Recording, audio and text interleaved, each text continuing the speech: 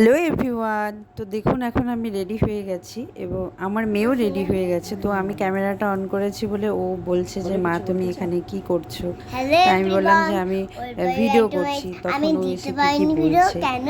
তারপর এখনও জানা বলবে, কিছু বলবে আমার বলে শুনুন ও কি এক্সাম বলছে। আর স্কুল, তাই জন্য আমি মেনশন করতে পারছি না। কারণ হলো আমার স্কুল আর হলো নাচ আর ড্রয়িং আর ম্যাম পড়াশুনো করায়, সেটা আমার চাপ। তাই জন্য আমি হলো এখন ভিডিও করতে পারছি না। তারপর আমরা মা মেয়ে দুজনে বেরিয়ে পড়েছিলাম। আমরা গেছিলাম সেদিন চৈত্র সংক্রান্তি ছিল। তো সেই দিনে আমি আর আমার মেয়ে আমরা দুজনেই আমাদের দিনাটাতেই চড়ক মাঠে চড়ক মেলা হয় সেটাই দেখতে গেছিলাম। তো রাস্তায় এই জায়গাটায় ভীষণ জ্যাম ছিল। এটা মাঠের ঠিক একটু আগেই, ওই 3 মাথার চারদিকে, হ্যাঁ চৌমাথার মোড়টার ওখানেই।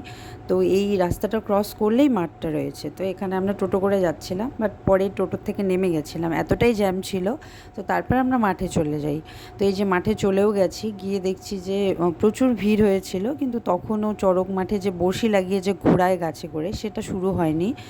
তো প্রচুর ভিড় হয়েছিল। আমি ছিলাম, অনেকটা সময় ধরে ছিলাম, বাট ওই গাছের মধ্যে যে ঘোড়ায় আর কি বড়শি লাগে সেটা দেখিনি, সেটা আরও অনেক দেরি করে হয়েছিল। তারপর সেখানে গিয়ে মেয়ে আবার এই জাম্পিংটা উঠেছিল, সেখানে উঠে সবাই লাফাচ্ছে কিন্তু ও লাফাচ্ছে না।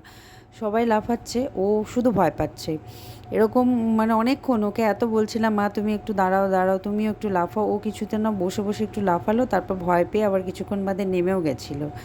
তারপর এখন যেটা দেখতে পাচ্ছেন, এটা পয়লা বৈশাখের দিন সন্ধ্যাবেলা আমি আর আমার মেয়ে আমরা দুজনেই গেছিলাম হেমন্ত বসু কর্নারে। ওখানে একটা সাংস্কৃতিক অনুষ্ঠান হচ্ছিলো পয়লা বৈশাখ উপলক্ষে।